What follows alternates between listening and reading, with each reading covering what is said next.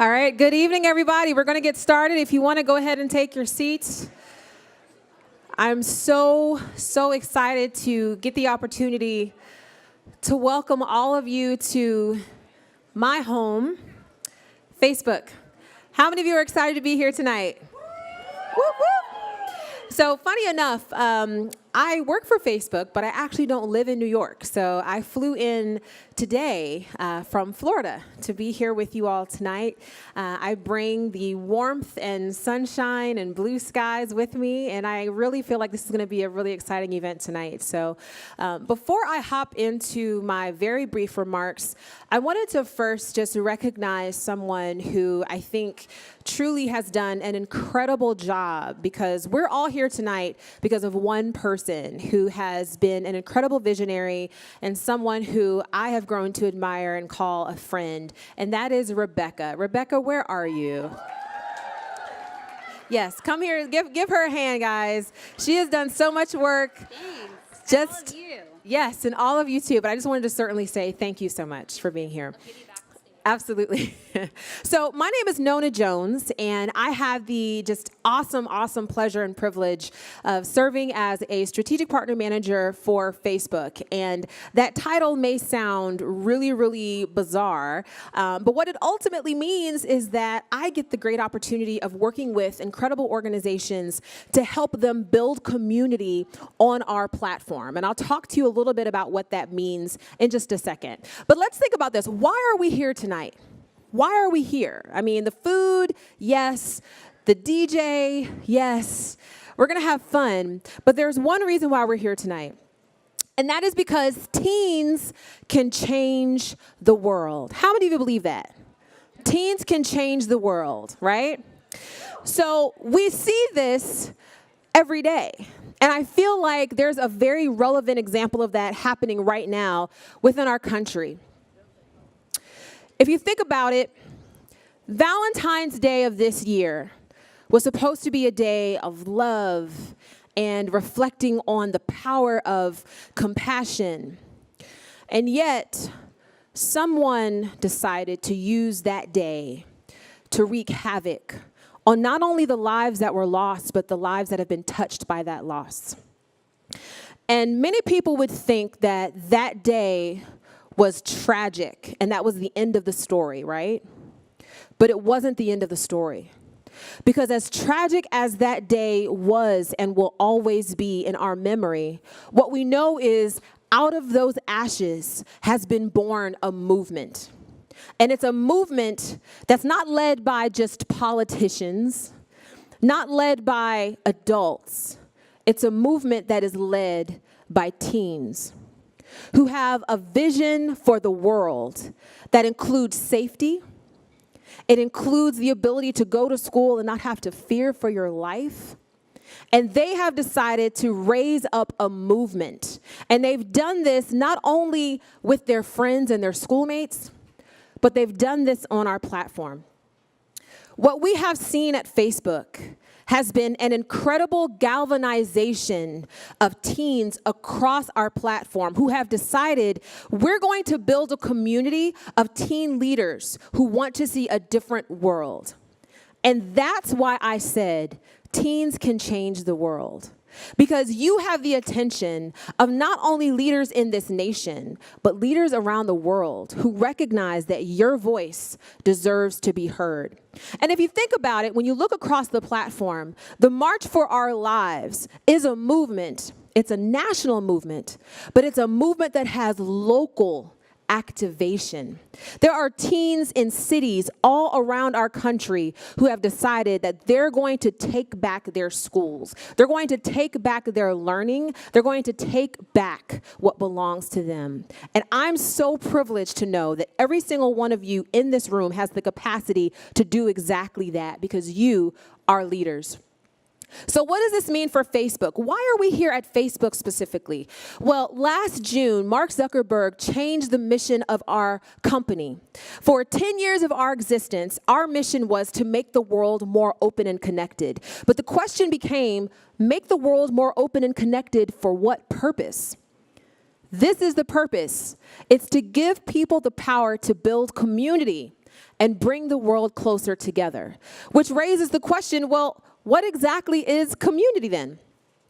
Well, we see community here tonight because community is fundamentally two things. It's a collection of people that receive a sense of belonging, a sense of connection, and a feeling of safety while giving trust and investment over time. That's what the Greenhouse Initiative is.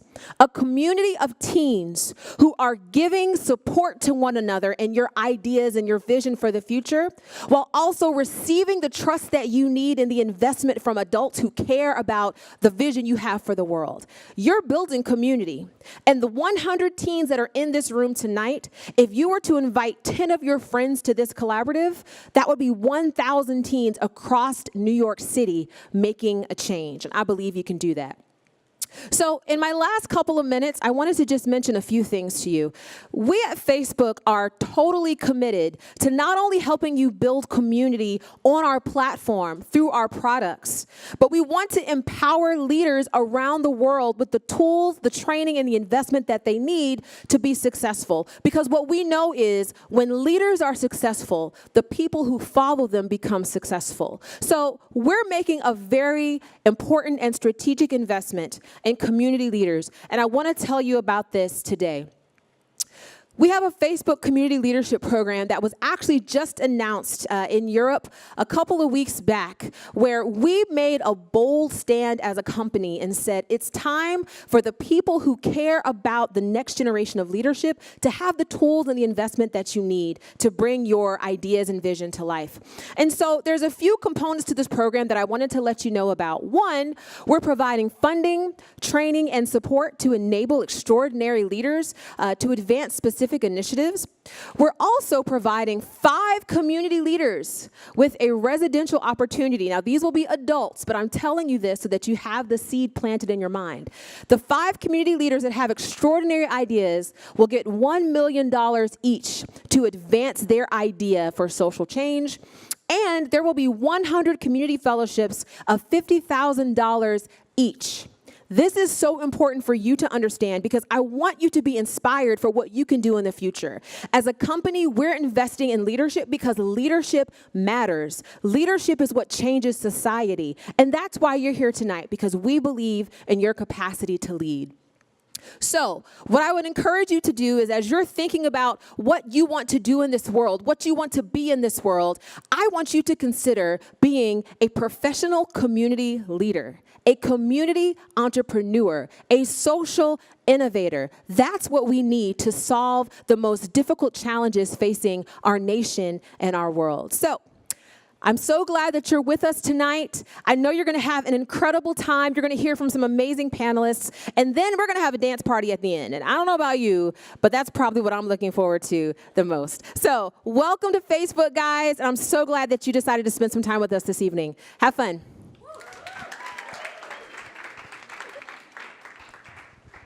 How's everyone doing now? I didn't hear as loud of a cheer at the beginning when Nona was up, so can I hear a little bit more? Great. So exciting to see all of your faces here. I see a lot of our engaged Greenhouse Fellows. I see a lot of new friends. And so I welcome all of you here. My name is Rebecca Schumer, and I am the founder of the Greenhouse. And I attribute that not just to myself, but to all the teens in this room and all the really cool social innovator adults in this room who have helped bring this to life. So do you guys raise your hand if you know a little bit about the Greenhouse, right? But if you could tell someone the mission statement of the Greenhouse, or you could pitch the Greenhouse to someone else, raise your hand.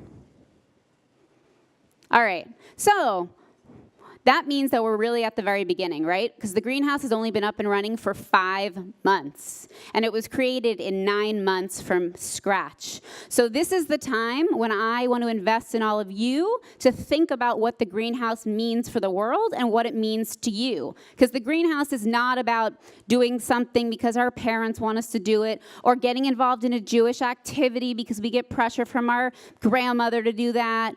This is actually supposed to be a skills building platform for you to help you think about what you want to be and what you want to do in the world, and to actually position you to have the skills that will make that possible, right? So by skills, I mean, raise your hand if you know what a prototype means. All right, cool. So a fair amount of you know what a prototype is. Raise your hand if you know how to build a prototype. All right, so there we go. You know what a prototype is, right? Which is something that you create to start off. It's a solution to some sort of problem or some sort of challenge or a gap in the market that you've identified, and you build something to plug up that hole that you found, right? But it's not just an idea that makes you visionary, that makes you successful, or that makes you feel fulfilled. It's actually the ability to build the prototype, whether it's something super high tech like an app or a website, or whether it's super low tech like a marketing campaign that you put on billboards across the city, or it's something as simple as organizing an event for your friends to raise money for a cause, right? Your prototypes are what are going to make the greenhouse successful. So, because most of you in the room could not, let's say, articulate what the greenhouse is, which is totally cool. I articulate it differently every day. But the greenhouse was founded at this intersection of Jewish identity and values and culture. You don't have to be Jewish to participate with us. We're a totally inclusive and diverse community.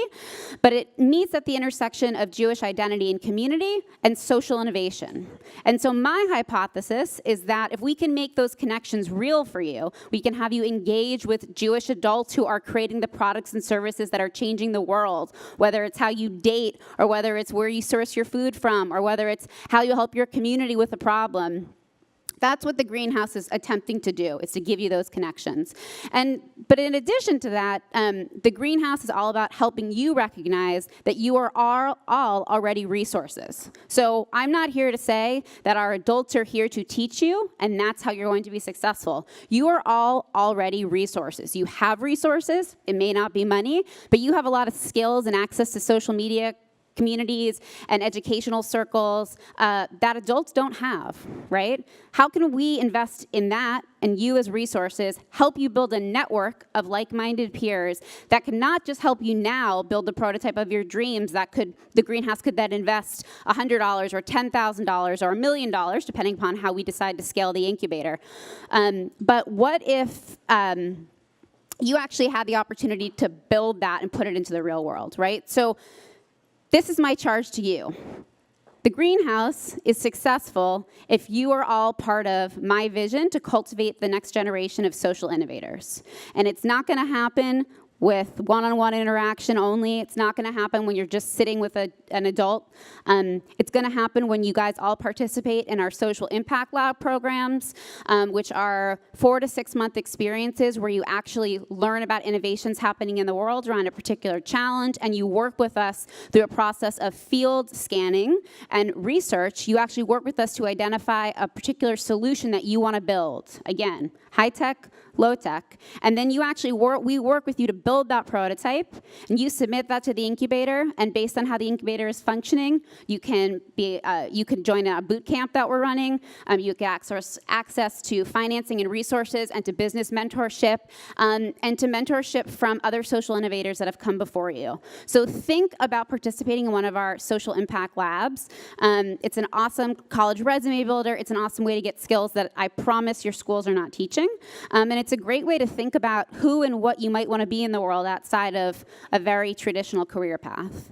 The other thing I just want to announce quickly before I hand it over is I want to thank some amazing partners that the Greenhouse has tonight. So I really want to thank Facebook.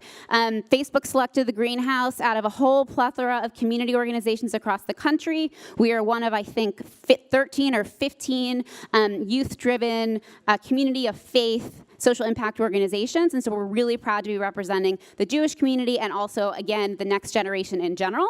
I want to give a shout out to our amazing production team and digital agency, Coalition, and everyone who's here from Coalition. And we are using some of the most cutting-edge technology that exists to empower all of you to communicate with each other and with us as we build our program. So I want to thank Avocado, which is our mass texting platform, and the Bosco, which is creating amazing GIF photo booths in the back.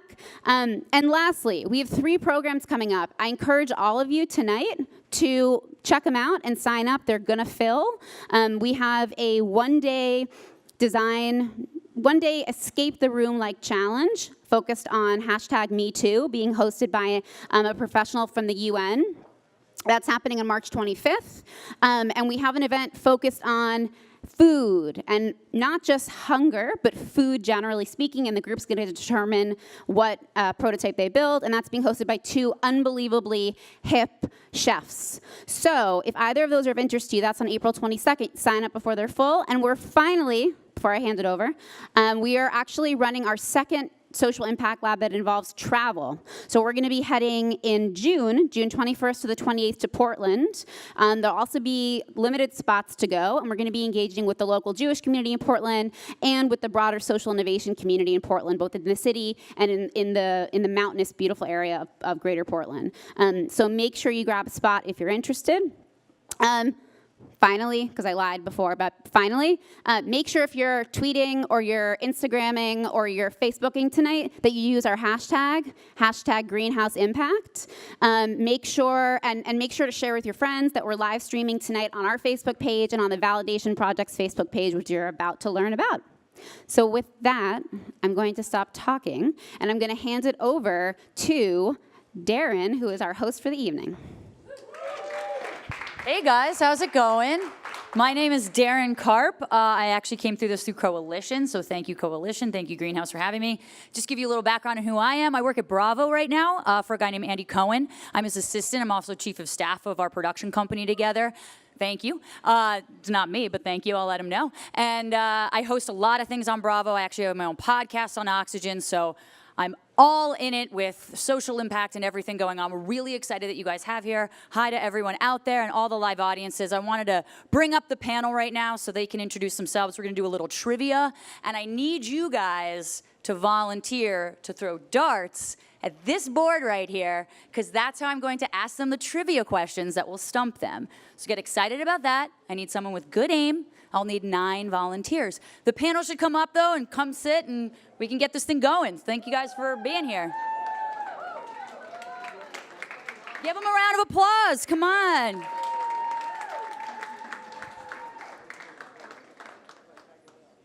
Does everyone have a mic? Do we need more mics? Can we pass them around if we don't? All right. How good looking is this panel tonight, guys? Great looking panel. It's so good. They coordinated their outfits. I just wanted to go down the line basically, guys, and why are you up here as a panelist? Let's start down there. Hello, everybody. Thank you for having me. My name is David Yaris. I do 2 things in life, but why I'm up here as a panelist, I believe, is because of a project called J-Swipe. I started about 4 years ago what is now the largest Jewish dating app. We have about 1 million users around the world, and it's spreading lots of love. Love it. Down the list. Hi, I'm Gila Raz Harris, and I'm the founder of Coalition. We are very excited because we're a Greenhouse partner and supporting their incredible mission through digital storytelling and content that we're producing that hopefully will feature a lot of you on your trips and on your activities and on your endeavors. And we're a coalition of creatives that also has an amplification network that can target incredible audiences around the country and around the world to deliver beautiful stories from founders and organizations and companies doing great things. Beautiful. Next. Hi, everyone. Thank you for having me. My name is Yaron Schwartz. I'm here tonight because I work for the Tent Foundation, which is the personal foundation of the CEO of Chobani Yogurt, if you've had that before. And we're focused on mobilizing the private sector to address the global refugee crisis. And I also do a lot of community organizing work in the Jewish community. Hi, everyone. My name's Melissa Herman. I run curation for the Nations Well Council, which is a really special community of leaders and influencers from all over the country who come together from the private sector, public sector, all walks of life to really be able to accelerate the ideas that are working to solve for critical social issues that we face. Hi, everyone. I'm Adina Phillips. I am an independent organizational consultant and executive coach, and I work with organizations that are going through, and people that are going through major changes, making big decisions, seeking big culture shifts. And I think the other hat I wear here tonight is that I am a lay leader at many Jewish organizations, and I have helped build the young leadership for a couple of national Jewish organizations. Hi guys, my name is Val. I'm a college student at Muhlenberg College, and I'm also the founder and CEO of the Validation Project, which works with teenagers like you guys that are passionate about social justice, and we provide mentoring and we put curriculum in schools to talk about kindness. Hi everyone, I'm David. I'm a marketing student. I go to the University of Maryland, but I'm originally from Westchester. And I'm here because I am an entrepreneur. I started my own entertainment company when I was 7, but around the middle of high school, I started to switch my platform to switch towards kind of LGBT activism. And really the Jewish community has kind of helped me get there. I wish you were more motivated. You're only 7 years old. Starting something's a little late in the game. All right, guys, I need a volunteer to throw a dart. You're already, man. I love it. First up, let's do it. Do you have the darts anywhere? Amazing. Give him one. All right, man. This is big. Stand behind this crack in the floor here, and I'm gonna need you to aim at one of those questions. So we can, no. Go. Don't hit the panelists now. Just avoid that. Go. That's a sad face. We're gonna go again. Go again. Go again. Go in. It needs. You got it. You got it. We got 9 questions and 12 balloons, but you got the aim, so we're totally fine. Oh!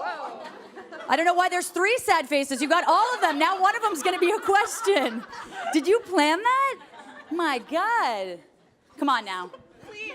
Beautiful. Question 9. Thank you so much. I really appreciate it. Okay, panel. Here's for you. If you guys need a lifeline from the audience, I understand. Excuse me. How many regular season games for the NBA are there? A, 82, B, 160, C, 90, or D, 110? Your own's got this. I think it's 82. That is correct! Right. He's going to start us off with the first question. What is your mission statement, and why is a mission statement important? I'm going to take the second half first, and then I'll go into mine. I think a mission statement is really important because it's the way that you present, it's the way that you brand yourself, and so you really want, when you're meeting somebody, particularly for the first time, you want to be able to tell them your story, tell them your narrative, and find mutual points of connection. So my story has really been about mobilizing the business community to do good, and so I worked for the private sector for many years, and now I'm in this foundation that is focused on bringing together lots of different companies of various sizes to do good to support refugees. And so I think being able to do that in a really succinct fashion is an important way of presenting yourself to a new audience. I love it. Valerie, what do you have to add to that? I think also a mission statement's important because it tells people what you're passionate about and also how they can be involved with that passion. And the Validation Project's mission statement is that we work with 6,000 teenagers in 105 countries, and we provide them with mentoring and social justice curriculum. And we also make sure that the top pressing issues that you guys are reading about on the news are talked about in your classrooms. And Hila?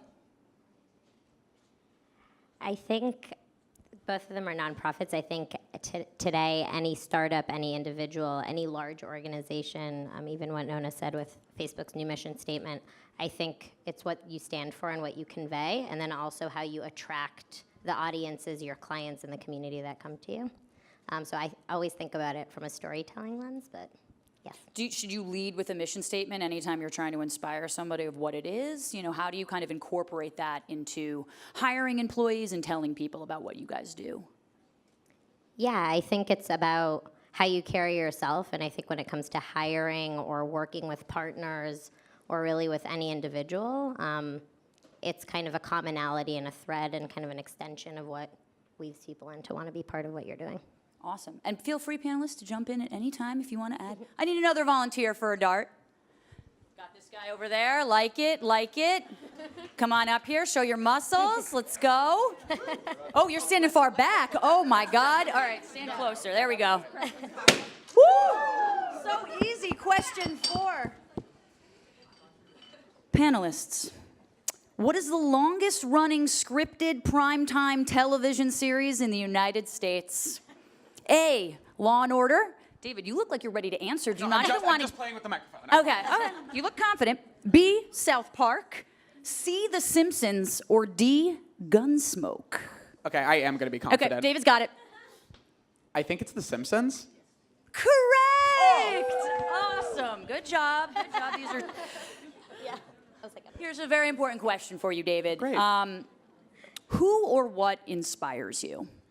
Okay, this is like my favorite question because I think when people think about inspiration, they're always thinking about long term. Oh, someone inspired me to do this now, and in like 10 years, that's gonna create like a huge foundation, or I'm gonna be this in 10 years. But I think inspiration can be short lived and it can be in the moment. And so for me, something that inspires me is the idea that all you have to do is just use a few simple words and you can instantly change someone's day upside down. My inspiration is really using my sentences or even greeting someone. And obviously we're doing this whenever we are being an activist or whenever we're trying to promote ourselves. But really it's anytime you walk down the hallway in school or when you ultimately become a full-time professional. You walk down, you say hi to someone, you smile, you tell them they look great, and their whole day is flipped upside down. And that motivates me, the fact that a few words can change someone's day.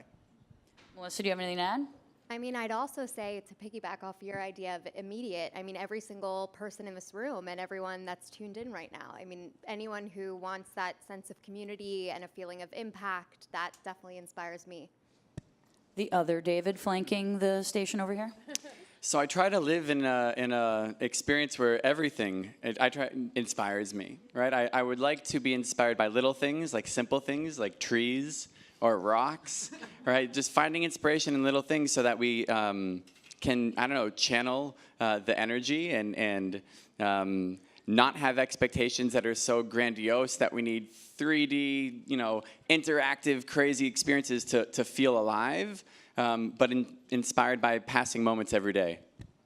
I love it, Mike. Have you found inspiration from a rock recently? Oh yes. Okay, just making sure. Just want to make sure you're truthful. I need one more volunteer. Come on, guys. Oh, like this girl in the aisle right here. Come on. Yes, a female. Let's do this. Show them how it's done, girl.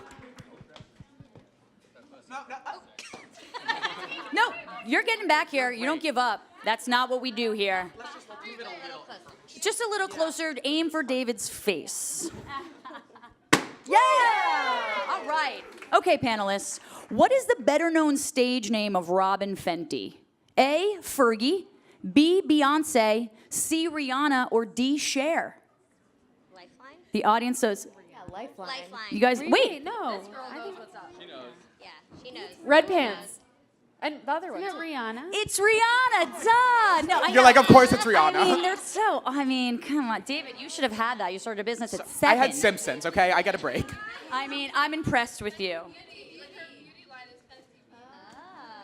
See how you learned something new? How inspired you guys today from these guys? You should be on the panel. Here's the next question. Let's do this to David over here. How did you get the idea for your business or the inspiration to join your current driven place of work? How did you know it was a good idea?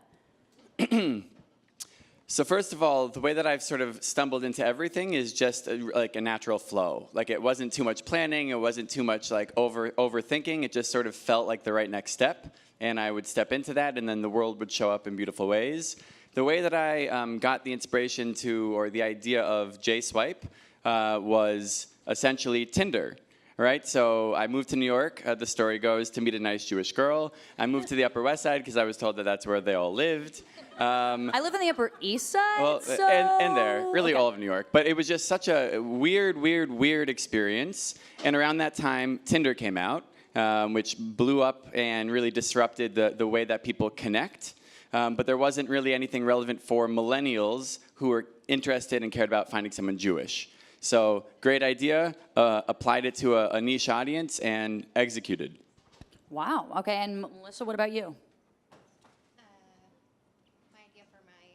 Yeah, like what was the idea for like to getting into the business in general? Like what made you want to do what you do? I would say typically people's sort of career trajectory always has a lot to do with their personal experiences, right? So it's that nature nurture type of feel where you're a product of your environment at times or the people that you surround yourself with. And so I think always just being generally kind, to David's point, and just really curious, right? And problem solving or finding sort of that path of what feels really authentic to you.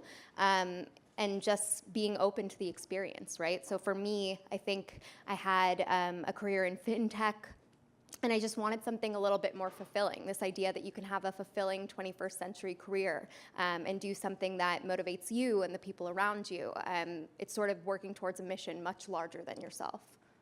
Beautifully said. All right, I need another volunteer. Come on, guys. No one? Wait, I see you in the back. You're raising your hand. Get up here. I couldn't tell if it was like a lazy hand or like an affirmative hand. You have a nice hat on. Get up here. Need you to throw. You're a well-dressed individual. Look at this. This is how the youth need to be dressed. Look at this. This is a three-piece suit, basically. Woo! Just, yeah, step like here. David gets scared. Beautiful. That was so he walked away like, no big deal. Oh my God, you're my inspiration.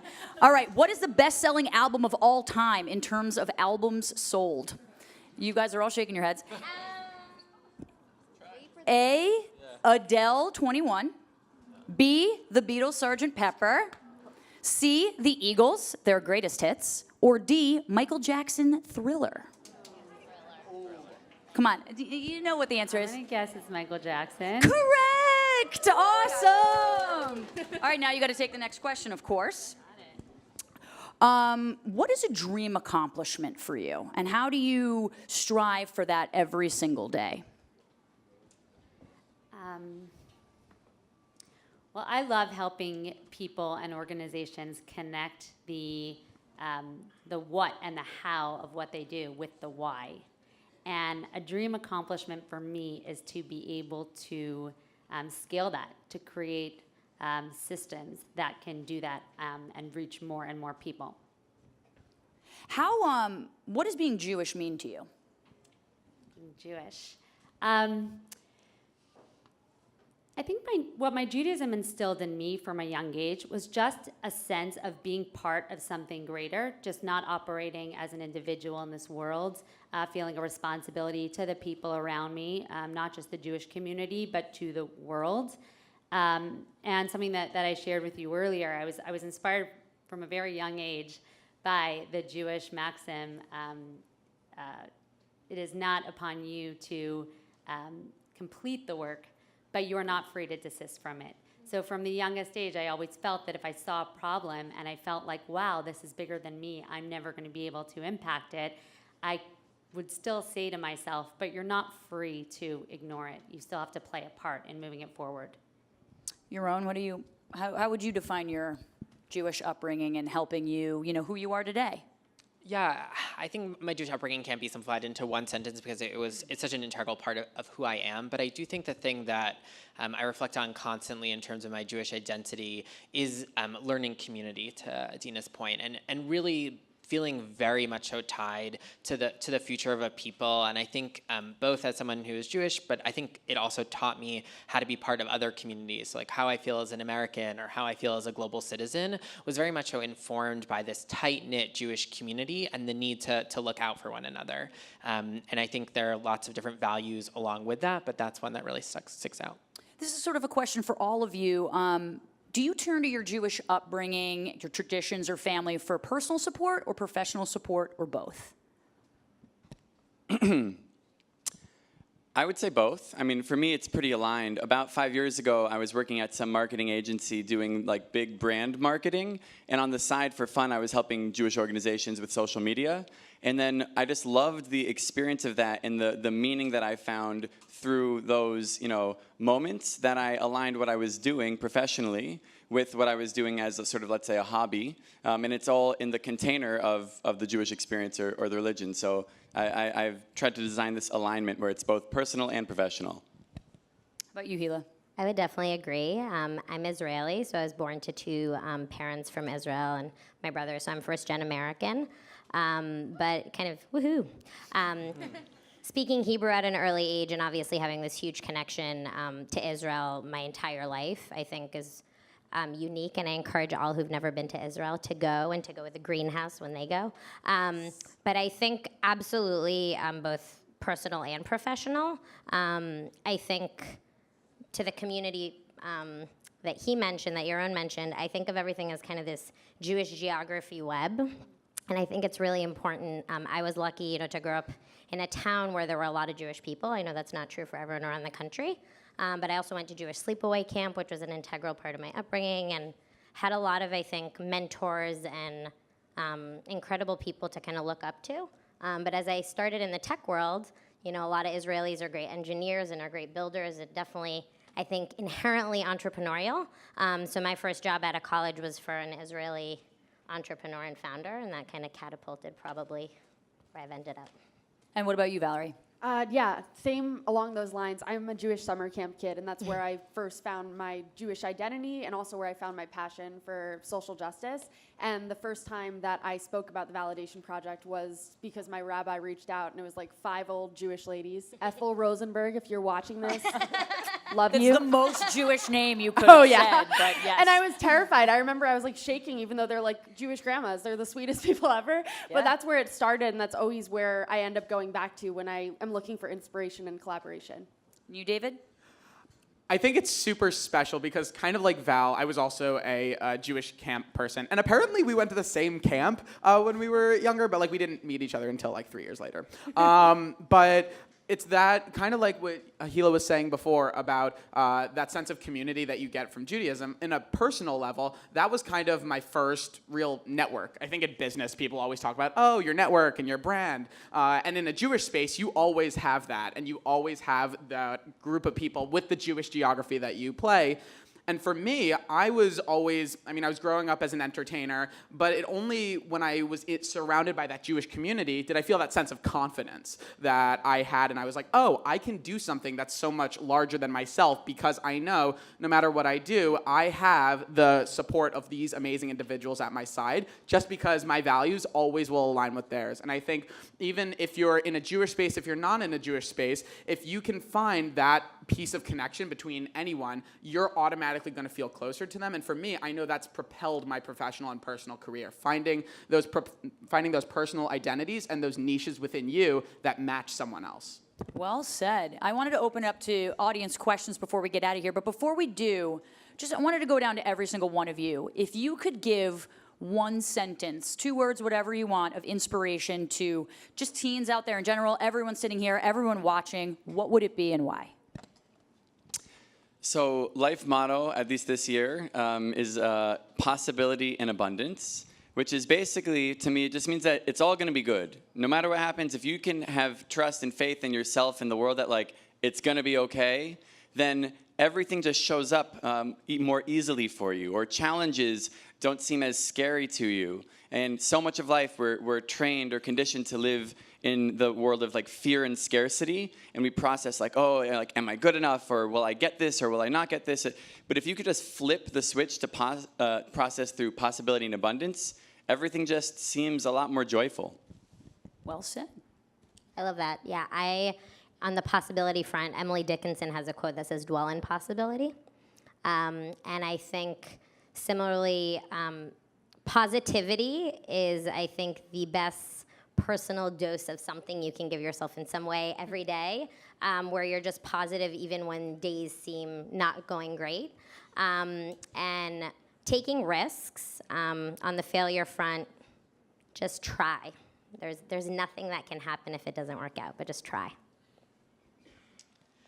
I think maybe my message would be about how you're always able to do something good even sometimes when you're not thinking of yourself as like a professional do-gooder or someone who's like necessarily within that network. So even if you're thinking you're involved in the Jewish community, I think that there's so many things that can happen internally within our community about being more inclusive towards LGBTQ Jews, towards Jews of color, towards religious versus non-religious Jews. I think there are so many things that you can do on a personal level within your school, within the Jewish community. And then also if you're interested, thinking about your professional career, and as you kind of figure out what you're interested in and the subject you're interested in, there's always a way of doing good with that, regardless of whatever skill or subject area really matches your personality. Having that lens of how can you be doing good, I think is something that's really important to have. I like that. I would say be kind, be curious, be really authentic. And I think that oftentimes the world can seem super overwhelming. We face a lot of challenges, and it's often relative, right? But there are some really, really amazing, innovative, creative people that are doing some fantastic things, and it doesn't matter how old you are, but you really have this opportunity to engage civically and get out there and use your voice. It's valuable. And I would also say, just to, I think your point, just keep trying. There's lots of people who have failed often, and the best thing that you could do is fail fast and just sort of be open to whatever opportunities might come your way. I'm going to pick up on authenticity. I think everyone that's in here is here because you're a leader and because you're interested in making a difference in this world and making a difference to the people around you. And as you go to things like this and different types of leadership events in your life, you'll often hear people say things to you like, think of a leader who you admire. What do you admire about them? Then try to be like them. I'm going to say the opposite. I'm going to say that I don't always think that that is the best advice to give someone about true leadership. I think the best advice for leadership is to look inside yourself and say, who am I really? What are the moments in life that I'm the most proud of, and how did I show up in those moments? What are the things in life that I would take a risk for, that I would risk a relationship for, that I would risk my reputation for, that I would really put myself on the line for? Figure out what those things are, and then say, this is who I am, this is my fingerprint as a leader, and then be the best version of that leader that you can be. Awesome. Amen, yeah. Especially to the young people out there, but also to everyone watching, as you guys are starting to turn these ideas into awesome things with the help of the greenhouse. A lot of people are going to tell you no, and they're going to tell you that you can't do this, and you have two choices. You can accept that, or you can use their disbelief in you as the fuel to go out there and kick some ass and prove them wrong. And I know that you guys can all do that because you're here, and that's like super cool. Oh my God, everyone has been taking my answers. No, I'm just kidding.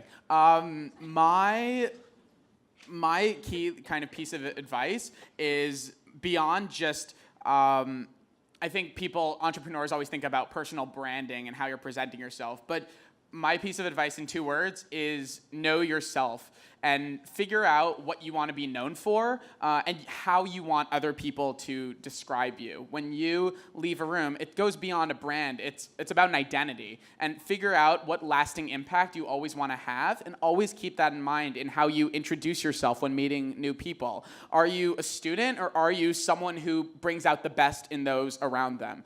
Who do you want to be known as? And then leverage how you introduce yourselves when meeting new people to make sure that identity aligns with the one other assigns to you.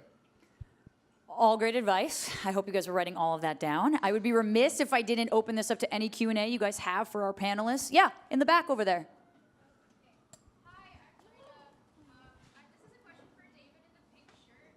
How do you manage being Jewish in LGBT plus spaces when so many of those spaces are anti-Semitic? So, David, how do you manage, being in the LGBT community when so many of them are anti-Semitic? That is an unbelievable question, and I think it's a really important one, and I think you have two different identities. You have your LGBT identity and you have who you are as a Jewish person. And when you say LGBT identity, that can be an ally. You don't have to necessarily identify as one of those letters. It's LGBTQIA+, and the A can stand for ally. And as long as you're a supportive member of that community, you're in that circle. So I'm talking to every single one of you, hopefully. To address your question, I think we always talk about it in two different spheres, and we can talk about leveraging LGBT identities when people are anti-Semitic, but I guess we could also talk about it in terms of how do you leverage your Jewish identity if people are homophobic. And you can always use the two, and you can keep them very much apart, but I think the secret has always been, for me, to intersect them and find a sense of meaning through open conversations. There are going to be some people who you'll cross paths with, and they'll have their mindsets, and they will never be able to change their mind. You can be as persuasive as you want. You can articulate your beliefs as much as you think, and no matter how convincing you think you are, in the end of the day, there are some people whose gears are going to keep turning, and they're not going to go on and listen to what you're saying. All you have to do is be open, show nothing but kindness, and keep the two, if you're comfortable with it, overlapped, and all the while be an ally to those communities that you can't be a part of. Does anyone else want to add anything to that? I'm happy to add. I'm also gay Jew. And so, yeah, you're surprised because I answered the 82 sports question correctly. I'm Put that kidding. on your resume. I know. I'm totally kidding. That was a bad stereotype. But slightly funny, I think. I hear you. I mean, I think what she's specifically referring to is that there have been a couple of LGBTQ spaces that have had anti-Zionist voices inside of them for a while now, and I think that can be really challenging if you're specifically a Jew who is somebody who's a Zionist, which is how I would identify. I think that there are a couple of things. I mean, I think finding really LGBTQ Jewish spaces are really important, and luckily, if you live in New York, we're happy to chat afterwards. There are a lot of really wonderful organizations that are doing work. I also think that it's about like bringing your progressiveness to bear and not necessarily like letting them define what the progressive movement looks like. And I think specifically in conversations around Israel, I think it's complicated because it is gray, it's not black and white, and you might feel strongly about certain aspects of Israeli society that you find challenging, but that doesn't necessarily mean that you need to let them define it in this black and white term. And so I think leaning into David's point, I think leaning into the conversation will serve you a lot more. And obviously, if something's like completely anti-Semitic, I wouldn't choose to engage in it. But I do think that if you can lean in and create LGBT spaces and queer spaces in general that are friendly to Jews, which has been my personal experience, I would recommend that, but happy to chat personally I have after. one thing. I'm also a gay Jew. Me too. Here we go. Everybody's a little gay. But my answer would be the fact that you're up there and you're asking a question and you're at Facebook on a school night, like you're halfway through, you're rocking it. If there's something that's fueling your fire, if there's a problem that you're seeing in these two communities that you're so passionate about being a part of, you have this amazing platform to propose a solution and to work with the people next to you and across from you how to do that. So don't let the people that are telling you that you shouldn't be proud deter the way that you're going to solve that issue. Love it. Any other questions, guys? Yes. My name is Joan, and since I think all of us are in high school, or The maturity of high schoolers, right? Yes. and many are probably college seniors waiting for college decisions, what is one thing you regret not doing / one thing you wish you knew when you were this age that would be beneficial for us to know? Great question. What is one thing you guys sort of wish you had known back then? And David's thinking. It's not that long ago, sweetie. I have a good one. I know. He has. Come on, David. It's close to him. I'm Yeah. gonna Thank go you. back a little. No, you should answer it too. But I think for me, I think it's incredible that there are things like this at your fingertips. I think, you know, I grew up dancing. I was very involved in extracurriculars, but I wouldn't say I had something like this that was so, to me, just progressive and open, that was looking at things from a very just unfiltered, inclusive, and just social impact lens. I think there's so many things, and I know resume and career building is so important, but everyone's kind of, I don't want to say shoving down your throat, but saying like, what are you adding, what are you doing, and you have things that are already prescribed in school. I think it's so cool that you have opportunities to travel and try things that you just wouldn't do otherwise, and I think as Rebecca said when she started, they're really looking to you to help define that. I think that's the incredible power of some of what the Greenhouse is offering. Like, I wish I had something like that, even though I feel like I did a lot of cool things, but take advantage of it and tell all your friends to take advantage of it. I have one, which is I feel like going through school, it's very easy to get swept into the current of what people are supposed to be doing, or like the paths, or you should do this or that type of job, and that's gonna make you the more money or whatever. But having the courage and just standing in like the power of who and what you are, what you care about, and building a life around following that, follow your bliss, quote unquote. But the idea of like build a life around what you want to be experiencing every day, not what people think for you should be or would be or should be doing. Follow whatever it is that makes you the happiest, and everything else will sort of show up beautifully. Well said. You want to add to that, young David? Yeah, I'll say something. Yeah, say something. When I was in high school, I was applying to colleges, and I knew I wanted to do marketing. I said, I want to go to a school that has a business school, that has a marketing program. What I'm going to say, and I'm completely happy with my decision, let that be very clear, I want you to know, and I think what I would keep in mind is uncertainty is okay. And it's okay to not be super focused on one thing, because there are going to be people around you, just like David was saying. They're going to know what they want, and you're going to want to be swept in the current of, oh, they know what they're doing, I have to figure out what I'm doing. And you might like fake know what you're doing, but you don't have to. That uncertainty is okay. And so have those conversations with people about just everything. Learn from your teachers. And I think my other piece of advice, uncertainty is okay. Continue having those conversations and stay in touch with the people who are really touching you in high school, touching your lives. I want to be clear. Ooh, that would have been bad. Thank you for clarifying that one. Absolutely. Appreciate that.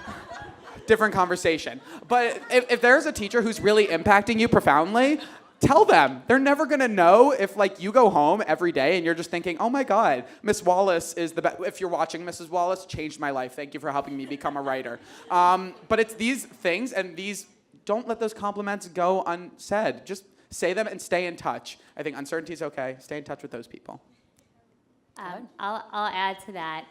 I think when I'm just thinking back to when I was in college, I would sort of bifurcate my time between when I'm learning, I was a philosophy major, when I'm being really academic and cerebral and learning, and then when I'm not learning. And what I've learned over time that I wish I was a little bit more intentional about back then is that every moment of your life, every hour of your life is the classroom, sometimes even more when you're not in the classroom. And so especially when you're in college and you're having all of these experiences, you're talking to somebody, you get into an interesting conversation, you have an argument with your roommate, you have a really bad experience, you have an embarrassing experience, stop yourself and say, I am in the classroom. What can I learn that is going to help me build my character? Great question. I want to end on that. I want to thank all my panelists for coming up here. My panelists. I own you. Yes, thank you guys so much for coming. We're going to break right now so you guys can enjoy the free swag. We got this poetry master back there. Shout out to him. Some food. It's going to be great. I'm going to hand it off to Rebecca. Thank you guys so much for being here. And good luck in everyone's future. Woo! Another round of applause. Thank you so much. You guys, this is a really impressive, accomplished group of Jewish leaders who work across different sectors, different industries, but who are all committed both to thinking about how their Jewish identity and community is an asset to them as they're thinking continuously about who and what they want to be, and also the fact that they're working in some instances within the Jewish community, either full-time or part-time. And so I think it's just phenomenal. I'm so honored that we had such an impressive array of folks. Please, I know the panelists are going to, I think, stick around. So take the opportunity to go introduce yourself to one of them. You never know. Some of them might be looking for interns, or you might be interested in building your own app and want to talk to this guy, or, use them. This is a rare opportunity. So the rest of the night, we're going to be introducing DJ Malcolm. He's going to be coming up. I'd love to dance with everybody. We have our photo booth in the back that are producing gifts. Take as many as you want. Eat more food. And lastly, we have an amazing poet in the back corner. Lynn, can you raise your hand? Yeah. All right. So Lynn has this amazing talent where he writes poems completely on the spot. All right. He works at all different kinds of spaces, weddings, corporate spaces, social venture spaces. Go give him a word, tell him a little about you, as much or little as you want and see what he produces for you. We're going to be sharing all the poems that come out throughout the rest of the night. And don't forget, when you leave around 8:30, there is an awesome bag of giveaways. So you're going to grab a bag that has a bunch of cool stuff in it, and you're going to grab up to 2 t-shirts, one Facebook tee and one hot off the press greenhouse tee. And we're going to be rolling out a whole marketplace of interesting, provocative, inspiring greenhouse swag. So grab your first tonight. Thank you.